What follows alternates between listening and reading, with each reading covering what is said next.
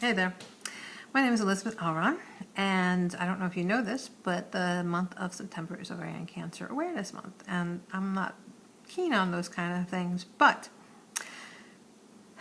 a lot of times when ovarian cancer is spoken about, it's just broad-stroked, and I think that might have been part of the reason why I never really did anything until things got pretty severe for myself.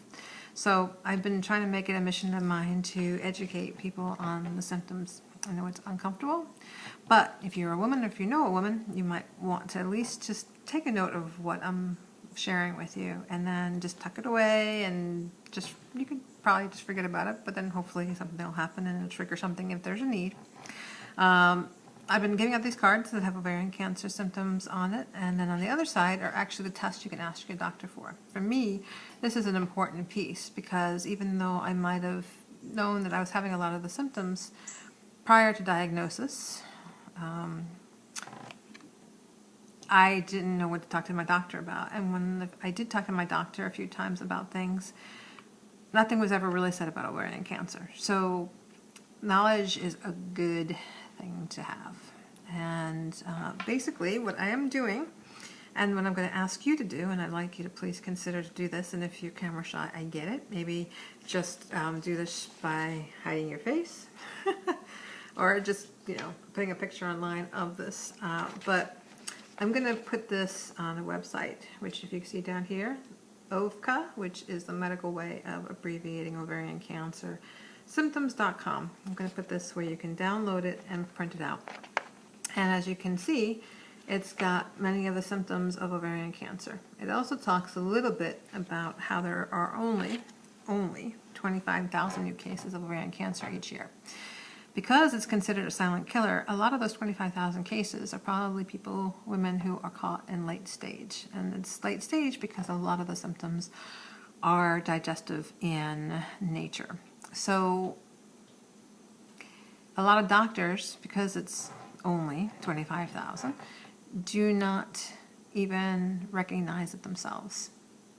Because that masquerades as digestive, actually, you would think a digestive doctor, a GI doctor, would know that that is the case, right? That ovarian cancer might masquerade as digestive issues. I went to a GI doctor who insisted I have a colonoscopy. And when we got done, he told me everything pretty much looked okay, and see you later. If I had listened to him and not done more, I probably wouldn't be sitting here right now talking to you.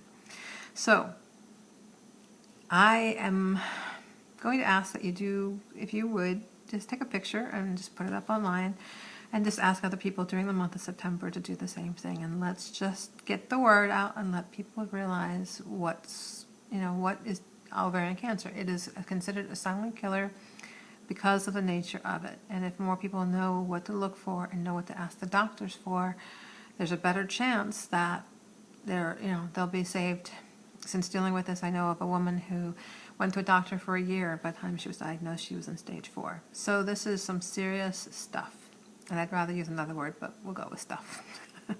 So I also have been on a mission the last couple of years, since been diagnosed in May of 2012, to educate people on what dealing with cancer is like. Many people have no idea what dealing with cancer is like. And they have no idea because there's a lot of shame. There's a lot of different things that happen when someone is dealing with cancer. And I am out. And since I am out, I am talking about things. And it's awkward, it's uncomfortable, it's many things. But my hope is that somewhere in the midst of talking about it, it is helpful to get people to be more open to conversations around it, to be more able to interact with it. I am dealing with ovarian cancer, but I am still a human being. I am still myself. And people, even though they don't know what to say, could just talk to me as me. So in the process of talking about ovarian cancer this month, I wouldn't mind opening up a bigger conversation just about cancer in general. So on that website, the OVCA, symptoms.com, I'm going to put some information about Cindy Carter and the Cancer Support Foundation. She's here in Maryland. If you're inclined to support an organization that supports the individuals who are dealing with cancer, Cindy Carter would be a great person to talk to, and she'd be a great person, an organization to donate to. A lot of times you'll hear about organizations that are looking for money to support people who are dealing with cancer, but you might be really surprised to know that a lot of those organizations do not help an individual. And a lot of individuals who are dealing with cancer have a lot of concerns that aren't met and aren't addressed by those larger organizations. And because of that, a lot of times they're not addressed at all.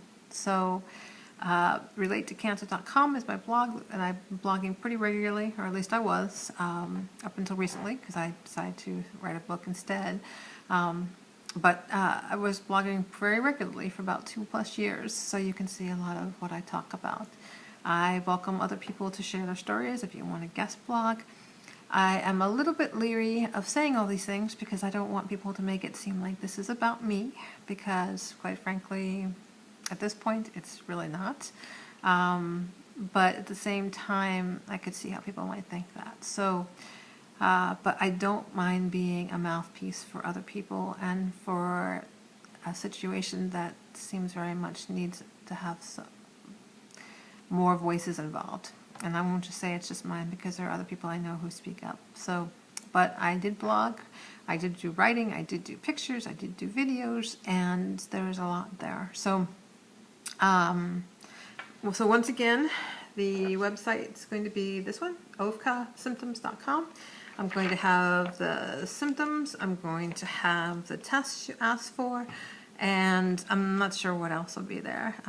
Information about Cindy Carter. And I know I'm going to probably run out of time here, so I'm going to wrap this up. So any questions, feel free to email me, e@jalope, jolope.com, e@jalope.com, and hopefully that covers everything. So once again, if you would, go to that website, download this, take a picture, put it up online, and let's help with the conversation if you would. Pretty please. So thank you. Bye-bye.